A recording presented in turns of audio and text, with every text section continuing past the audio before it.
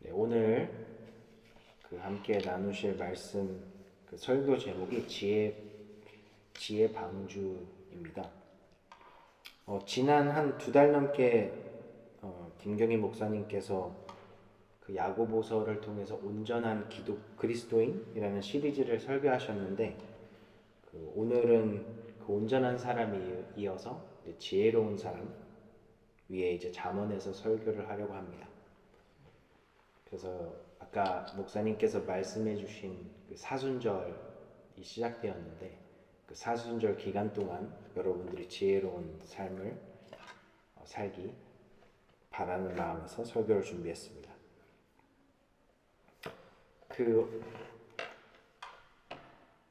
독일의 스타티스카라는 통계 리서치 센터에서 2021년 통계입니다. 1분 동안 인터넷에서 이루어지는 통계를 냈는데 그 중에 몇 가지만 나누자면 먼저 우리가 흔히 아는 유튜브에 1분에 약 500시간의 영상이 업로드되고 또 이메일은 1분 동안 거의 약 2억 개의 이메일이 발송이 되고 인스타에는 1분 동안 약 70만 개의 스토리가 공유가 된다고 합니다. 그러니까 데이터 양이 지금 이거 거의 3년 전 통계인데 아마 지금은 더 올라갔을 거예요. 그래서 굉장히 많은 데이터가 공유가 되고 또 소비가 되고 있습니다. 한 온라인 스트리밍 서비스의 모토가 이렇습니다. Unlimited Entertainment. 무제한적인 즐길거리가 있다. 또 정보가 많으니까 우리는 거의 아무거나 인터넷에서 검색을 할 수 있습니다. 이렇게 치기만 하면은 답이 나오죠. 쉽게 제가 경험한 것은 아내가 집에서 이제 아이들 놀아주려고 길다란 풍선 있잖아요. 돈 내고 이렇게 돈 내면 이렇게 동물 만들어주는 거. 아내가 유튜브에서 그거 보고 강아지 모양을 정말 잘 만들었어요. 제가 놀랍게. 그냥 유튜브에서 검색하니까 그렇게 할 수 있고. 또 저와 함께 일하는 동료인 네이트라는 제 미국 선교사분이 계시는데 그분이 여기 오기 전에 이제 미국에서 헌집을 구매해가지고 레노베이트를 했어요. 인테리어를 했는데 그거 다 어디서 했냐? 유튜브 보고 했다고 합니다. 이렇게 정보와 지식이 풍요한 세상에 우리는 살고 있습니다. 그렇다고 그러면 이 세상이 더 좋아졌나요? 지식이 많으니까 우리가 서로를 이해해주고 문제 해결에 도움을 주고 있나요? 지식이 많으니까 하나님에 대한 지식도 그만큼 증가했나요? 1800년도 후반에 미국의 부흥사인 드와이트 L 무디라는 사람이 그 당시의 정보 시대를 보고 이런 우려를 포했습니다. 오늘처럼 이렇게 많은 정보와 지식이 지구를 휩쓰는 일은 역사에 한 번도 없었습니다. 우리는 정말 놀라운 시대에 살고 있습니다. 하지만 그렇다고 해서 세상의 정의가 증가하고 있습니까? 그렇지는 않습니다. 그래서 우리는 염려해야 합니다. 노아의 홍수 사건에서 물이 부족해서 사람들이 죽은 것이 아니라 마실 물이 없어서 사람들이 죽었습니다. 지금은 우리는 정보의 홍수 시대에 살고 있습니다. 그리고 앞으로 그 정보의 양은 날마다 더욱더 많아질 것입니다.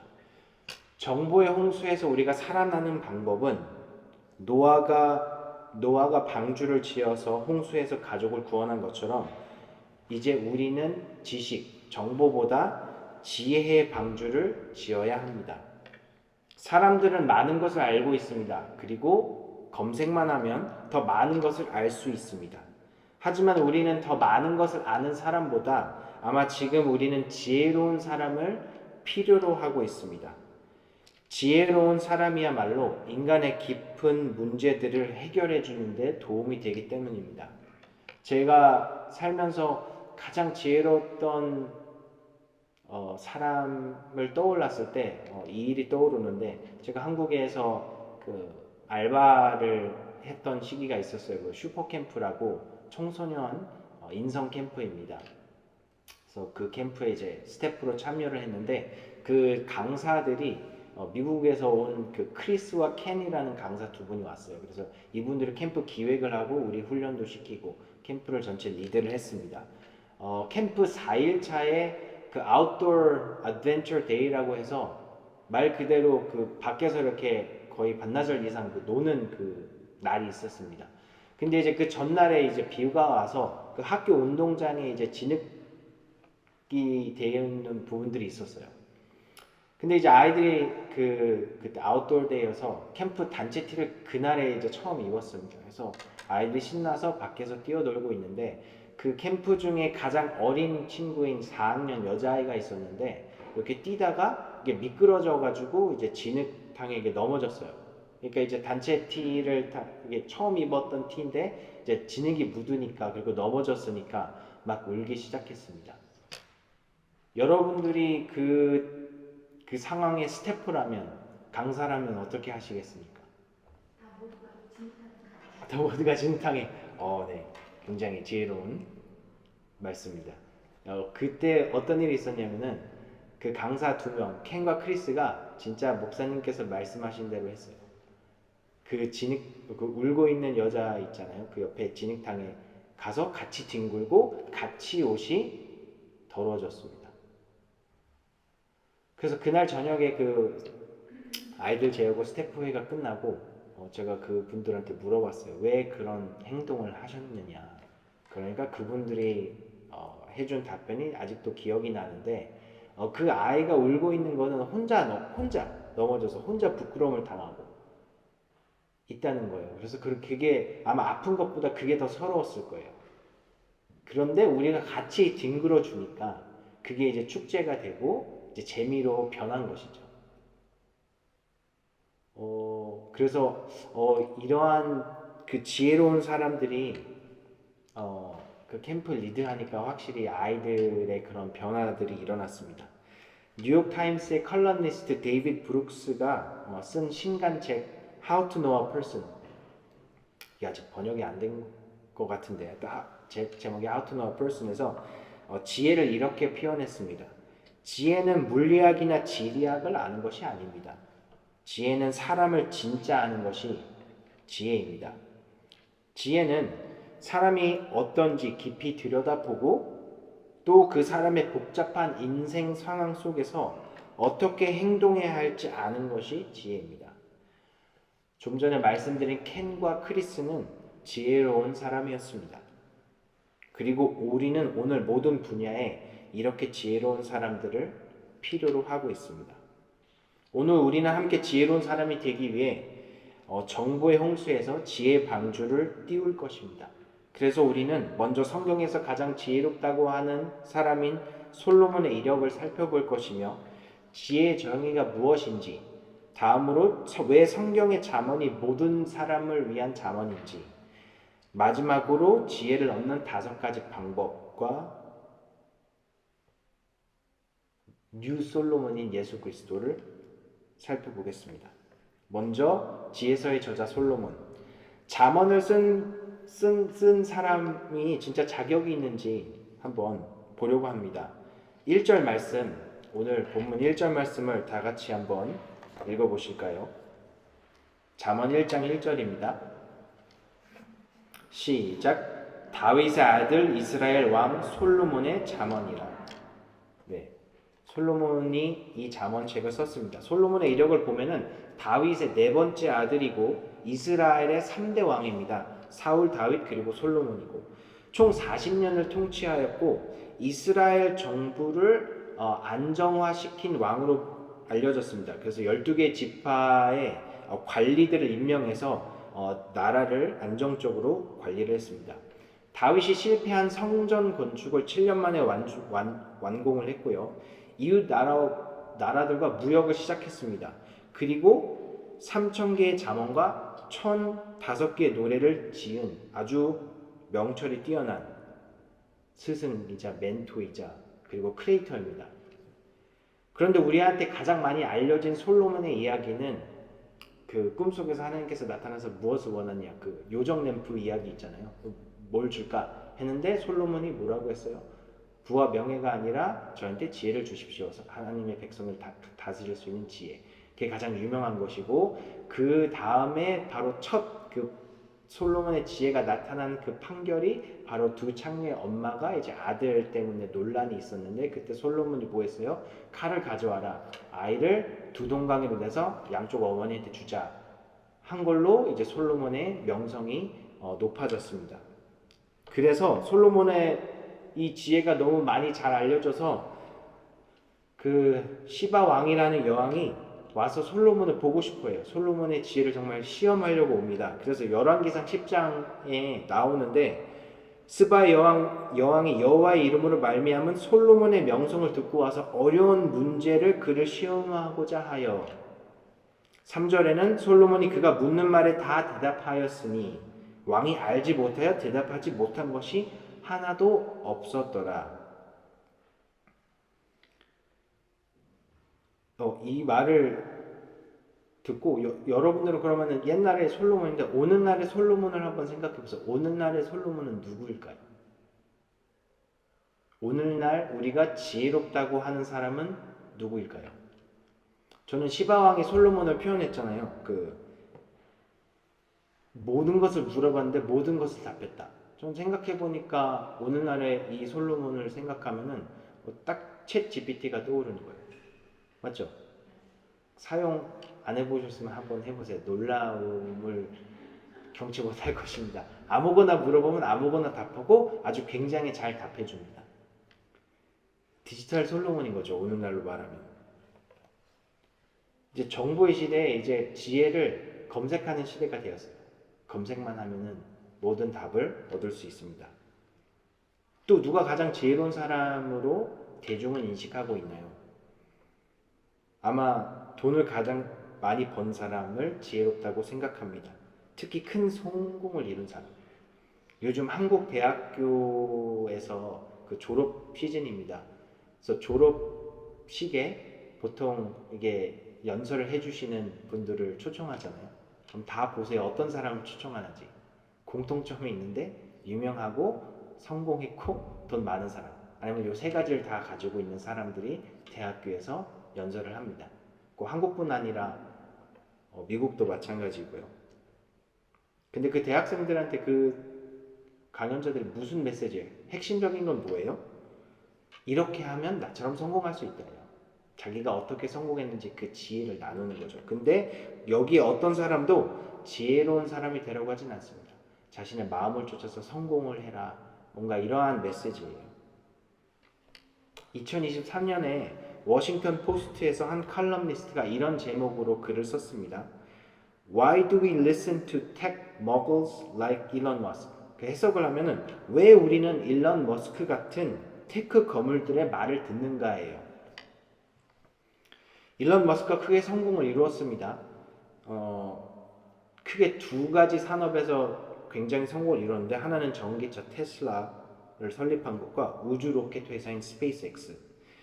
그런데 일론 머스크가 자신의 트위터 계정인 1억 7천만 명이 지금 팔로우하고 있어요. 트위터 지금은 X인데 가장 많은 팔로워 수입니다. 그리고 이 사람은 다양한 인터뷰에서 자신의 전문 분야, 자신이 성공한 전문 분야뿐 아니라 모든 거에 자신의 의견을 얘기해요. 러시아와 우크라이나 전쟁, 코로나19, 뭐 정치에 대해서, 소셜 미디어에 대해서, 이스라엘과 팔레스타인 전쟁, 각각 사회 이슈에 자신에 대한 생각을 얘기합니다. 그리고 인터뷰할 때 그런 기회가 있으면은 사람들도 일론 머스크한테 자신의 인생 고민이나 모든 분야의 그것을 다 물어봐요. 왜 이 컬럼니스트가 왜 그러냐면은, 우리는 성공한 사람들이 이 한 분야에 성공을 이루었으면 모든 거에도 성공을 할 수 있다는 그런 믿음을 갖거나 확신을 갖기 때문에 그것을 물어본다고 해요. 그래서 성공한 사람들이 무슨 책을 읽는지, 그 사람들이 어떤 습관을 가지고 있는지, 그 사람들이 어떤 음식을 읽는지, 그 사람이 아침형 인간인지 저녁형 인간인지 그걸 굉장히 관심 있어요. 왜? 우리도 그렇게 하고 싶으니까. 그래서 이 칼럼니스트의 결론은 뭐냐? 우리는 테크 기업들, 기업가들이 성공했다고 그 사람들이 모든 문제의 해결을 할 수 없다는 것을 알아야 한다. 굉장히 지혜로운 말입니다. 옛날 솔로몬은 정말 지혜로운 왕에서 이제 21세기 솔로몬은 챗GPT와 또 큰 성공과 돈을 많이 번 사람들이 되었습니다. 근데 진짜 지혜는, 진짜 생명을 살리는 지혜는 우리는 성경에 있다고 믿습니다. 그래서 우리는 오늘 그 성경에서 말하는 그 가장 지혜롭다고 한 왕 솔로몬이 지혜가 무엇이고 지혜의 유익이 무엇인지 보겠습니다.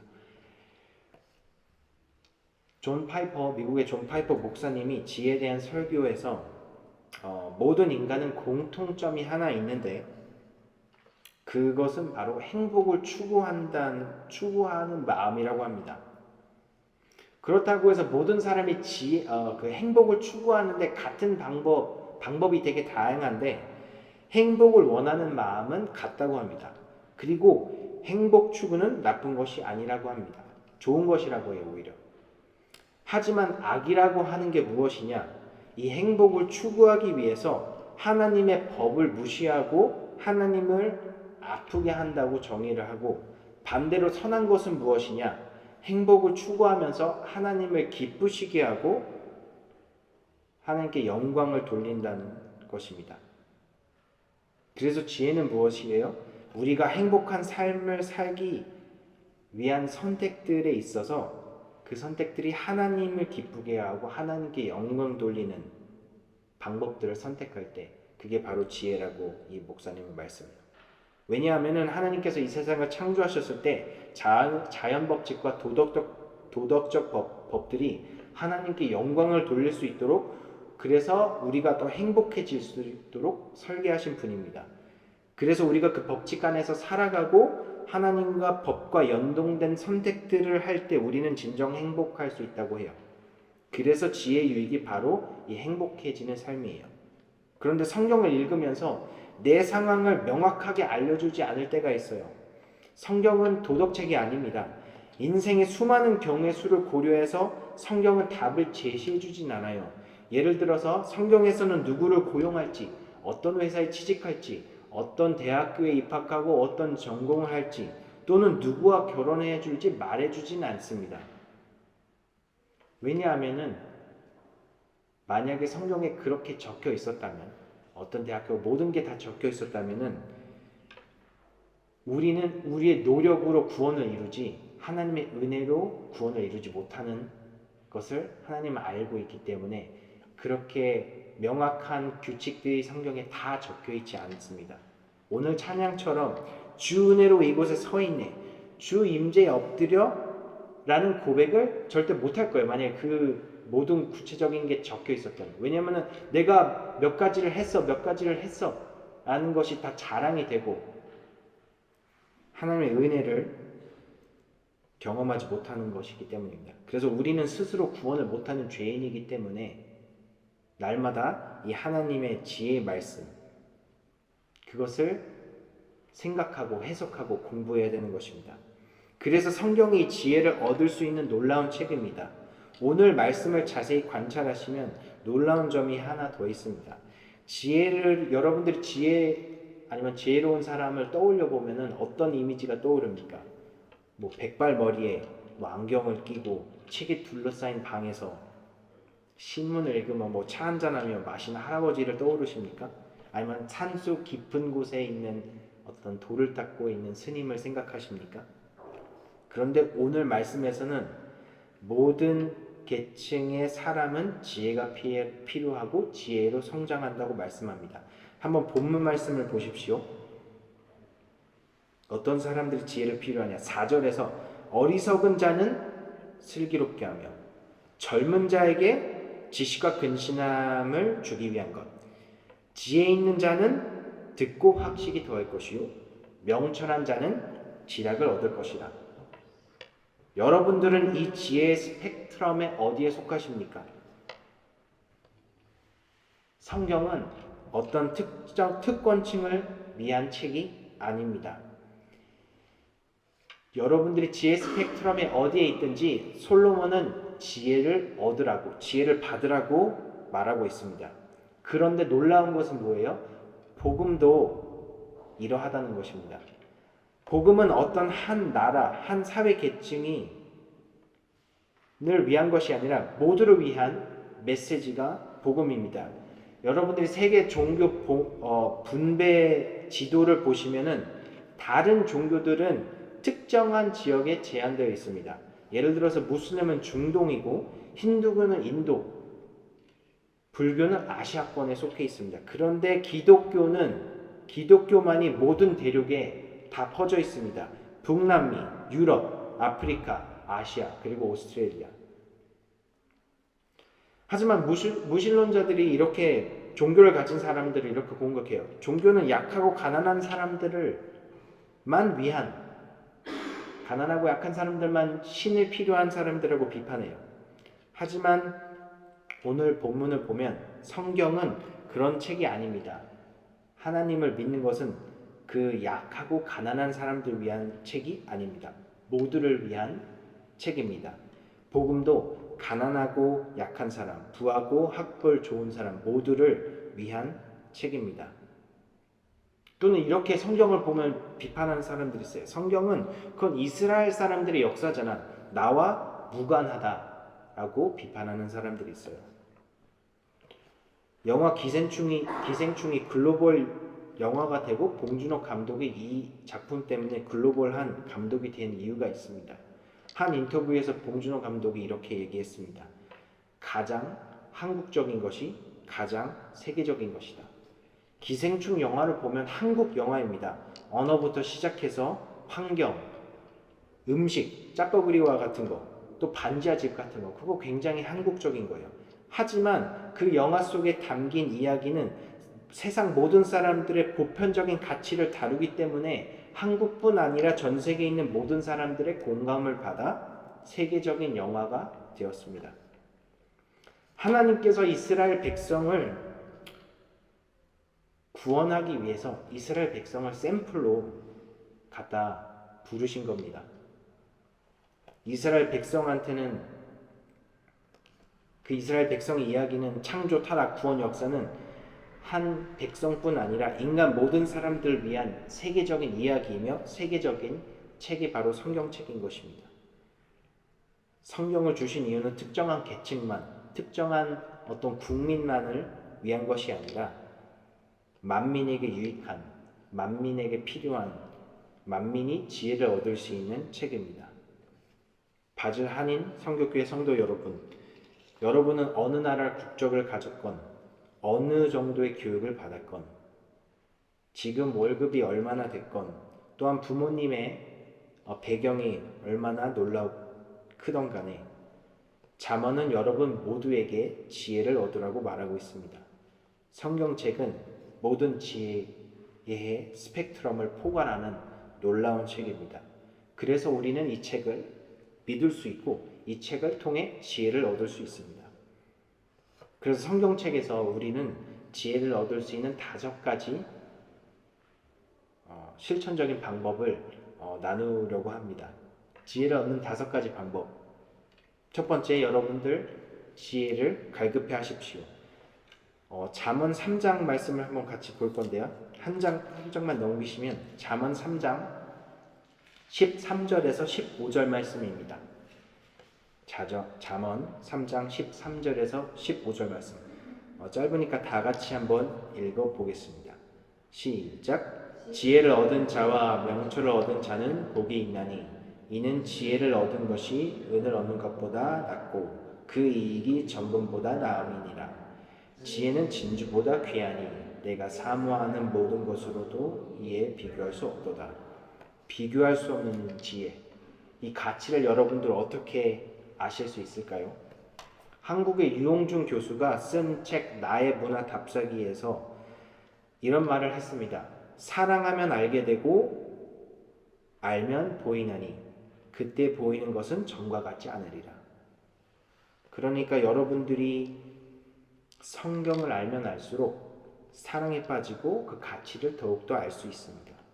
그래서 우리는 이렇게 교회에 나와 하나님의 말씀을 들어야 하고 목장 모임에 나가서 조금 더 친밀한 소그룹으로 배운 말씀과 삶을 나누어야 하고 날마다 성경을 읽으며 묵상하는 연습을 통해 하나님의 지혜, 진주보다 더 귀한 것을 알게 되어서 그 말씀을 더욱더 사랑할 수 있게 됩니다.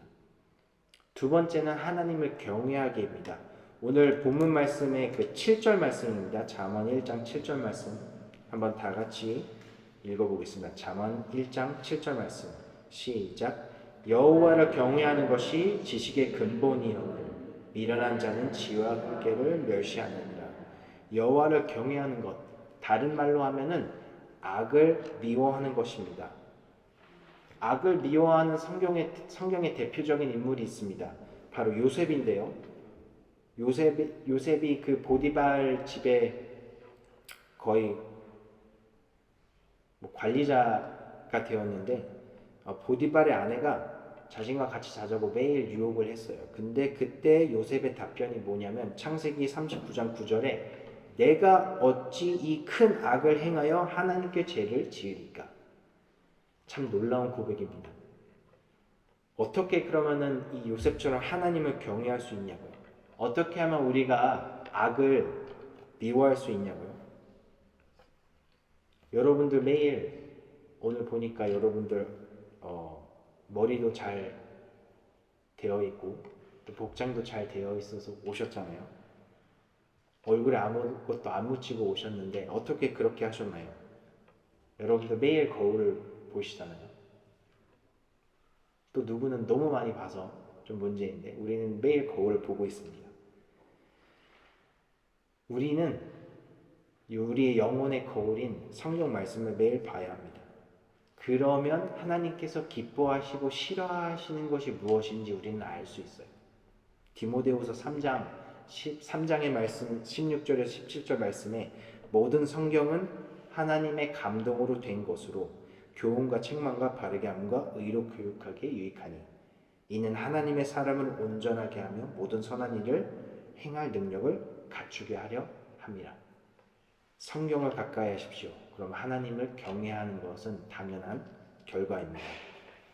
세 번째, 지혜를 얻는 방법, 죽음에 대해서 생각하십시오.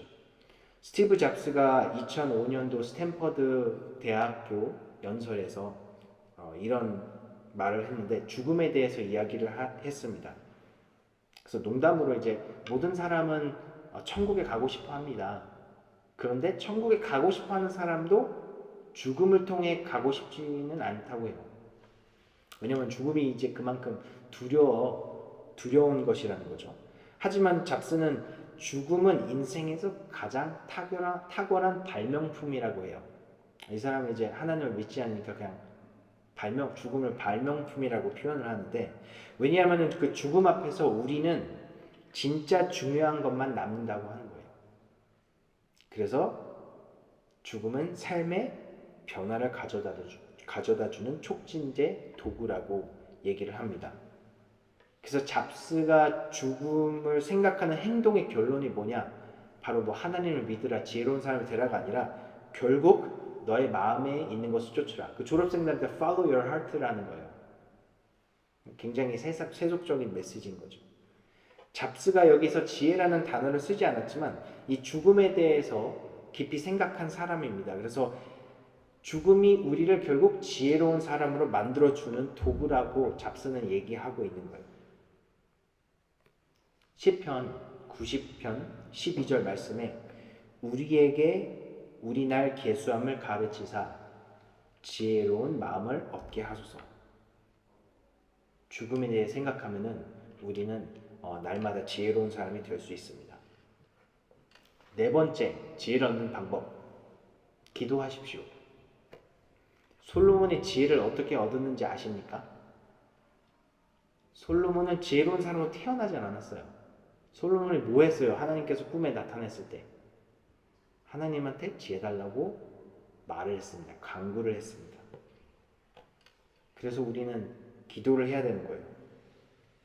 그 열왕기상 3장 11절 말씀, 솔로몬이 이에 하나님의 그에게 이르시되 내가 이것을 구하도다. 자기를 위하여 장수하기를 구하지 아니하며 부도 구하지 아니하며 자기 원수의 생명을 멸하기도 구하지 아니하고 오직 송사를 듣고 분별하는 지혜를 구하였으니.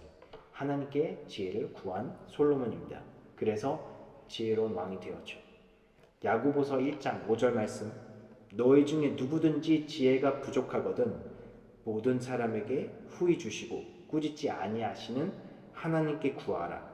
그리하면 주시리라. 지혜가 부족합니까? 아까 지혜 스펙트럼에 어디에 있든 지혜를 구하면 하나님께서 지혜를 주신다고 약속하십니다. 마지막으로 지혜를 얻는 5번째 방법, 예수님께 나와야 합니다. 왜냐하면 예수님은 어떤 사람이에요? 골로새서 2장 3절 말씀, 그 안에는 지혜와 지식의 모든 보화가 감춰져 있느니라. 고린도전서 1장 24절 말씀, 그리스도는 하나님의 능력이요 하나님의 지혜니라. 마태복음 12장 42절 말씀, 심판 때에 남방 여왕이 일어나 이 세대 사람을 정죄하리니 이는 그가 솔로몬의 지혜로 말을 들으려고 땅 끝에서 왔음이거니와 솔로몬보다 더 큰 이가 여기 있느니라. 하지만 예수님께 와서 가장 큰 유익한 것은 지혜의 방주를 짓는데 우리의 롤 모델이 되시는 분이 바로 예수 그리스도이십니다. 하나님의 지혜가 인간이 되셔서 우리가 어떻게 살아가는지 보여주신 것이 예수님의 삶입니다. 예수님이야말로 뉴 솔로몬, 완벽한 솔로몬, 가장 지혜로운 사람이신 것입니다. 잠언의 저자가 솔로몬이 지혜를 얻으라고 명령하는 것은 다른 말로 하면은 예수님께 나오라는 말씀입니다. 예수님께 붙어 있으라는 겁니다. 그러면 지혜 완성이신 All New Solomon, 완벽한 솔로몬 예수 그리스도가 어떤 분이냐? 예수님의 정체성은 그분은 하나님의 지혜입니다. 지혜가 사람이 되어 이 땅에 오셨습니다. 왜? 우리를 구원해 주시기 위해. 솔로몬을 유명하게 한 그 두 창녀 엄마 사건에서 솔로몬은 칼을 가져와서 아이의 배를 갈라 각각 엄마에게 나눠 가지라고 판결하죠. 하지만 하나님은 우리를 구원하기 위해 자신의 아들을 십자가에 달리게 하셔서 그가 죽으셨을 때 성소휘장은 위로부터 아래까지 둘이 되었습니다. 즉 예수 그리스도의 피로 우리는 이제 하나님과 연합하고 직접 대면할 수 있게 되었습니다. 시바 왕이 솔로몬의 왕의 지혜를 보고 묻기를 멀리서 솔로몬을 찾아왔잖아요. 근데 반대로 예수님은 하나님을 잊어버려서 영적 시야가 없는 죄인된 우리에게 지혜를 알려주시려고 이 땅으로 우리를 찾아오신 하나님의 아들입니다. 오늘 말씀드린 것처럼 잠언의 지혜는 모든 지혜 스펙트럼을 커버하고 있습니다. 모든 사람을 위한 지혜입니다. 그리고 복음도, 예수님도 어떤 한 특정한 계층의 사람을 위한 것이 아닌 모든 사람을 위한 구원자이신 예수님입니다. 영국의 그 돌아가신 프린세스 다이애나가 영국 왕족 중에 가장 잘 알려지고 아마 가장 사랑받는 인물일 거예요. 그 이유는 그가 대중적인 영향력을 활용해서 봉사와 자선활동에 힘쓰며 또 사람들에게 민중의 왕세자, 영어로 People's Princess로 불렸어요. 예수님이 바로 People's King입니다. 민중의 왕. 그가 만나고 어울린 사람들이 누굽니까? 부자 청년, 바리새인, 서기관, 가난한 사람, 창녀들, 어부제자들, 병든 사람, 소외된 사람 등 여러분들이 어디에 영적에 있든지 예수님의 사랑 스펙트럼은 여러분들을 다 포함하고 있습니다. 예수님은 하나님을 경외하신 분입니다. 악을 멀리하셨습니다.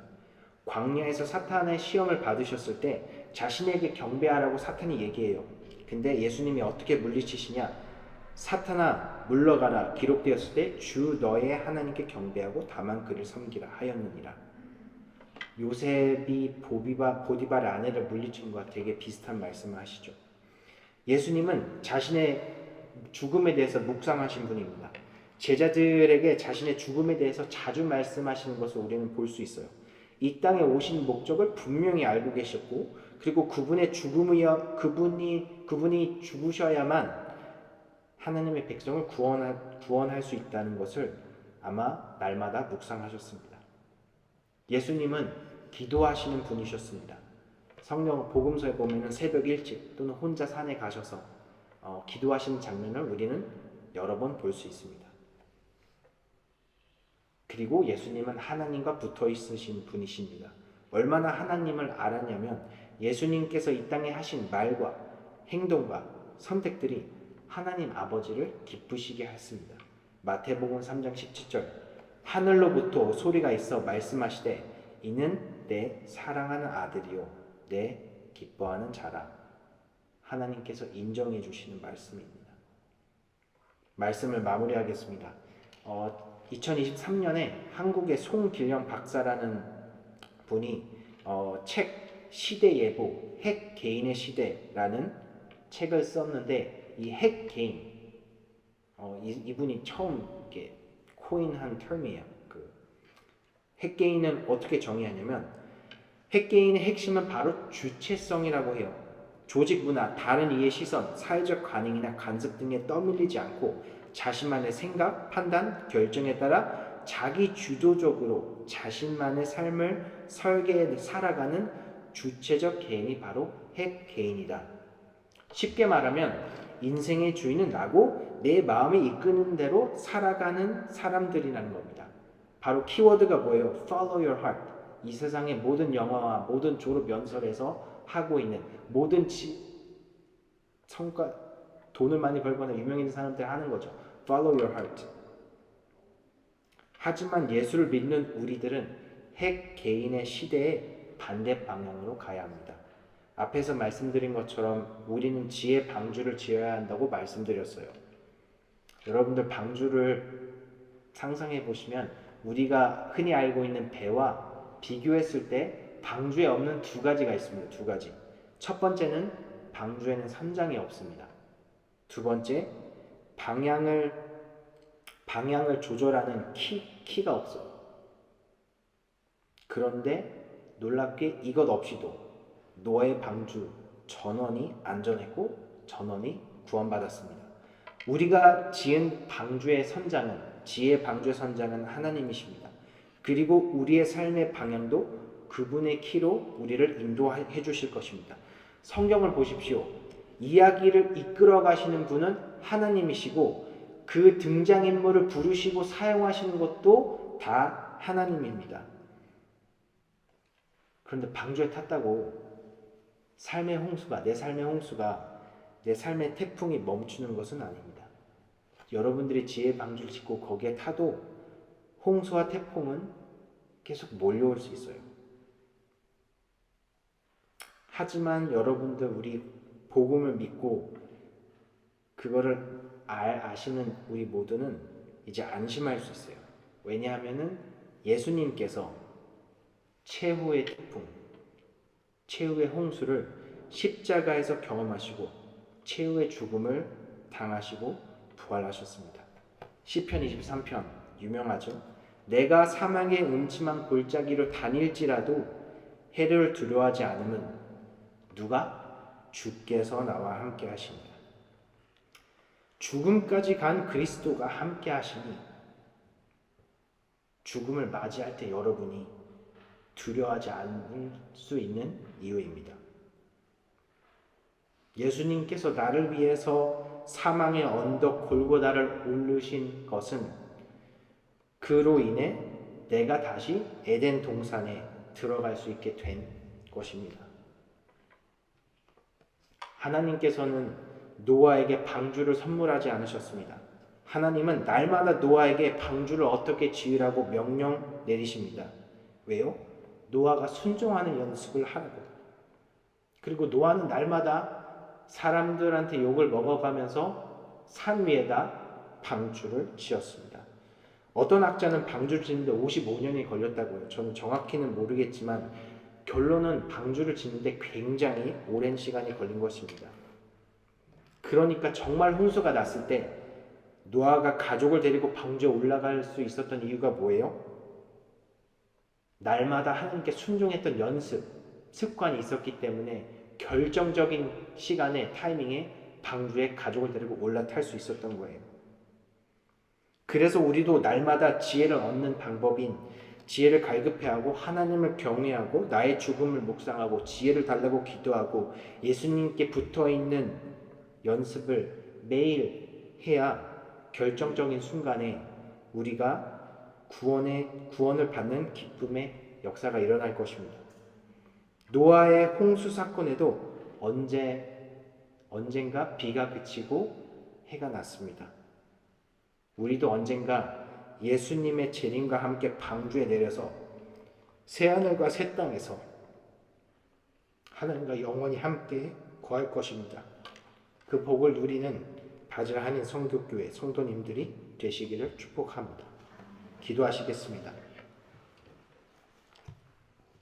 사랑이 많으시고 지혜가 풍성하신 하나님, 우리에게 지혜의 말씀을 주셔서 감사합니다. 그리고 그 지혜이신 예수님을 이 땅에 보내주셔서 우리를 구원해 주셔서 감사합니다. 하나님의 지혜는 모든 스펙트럼을 포괄하는 보편적인 지혜라서 감사드립니다.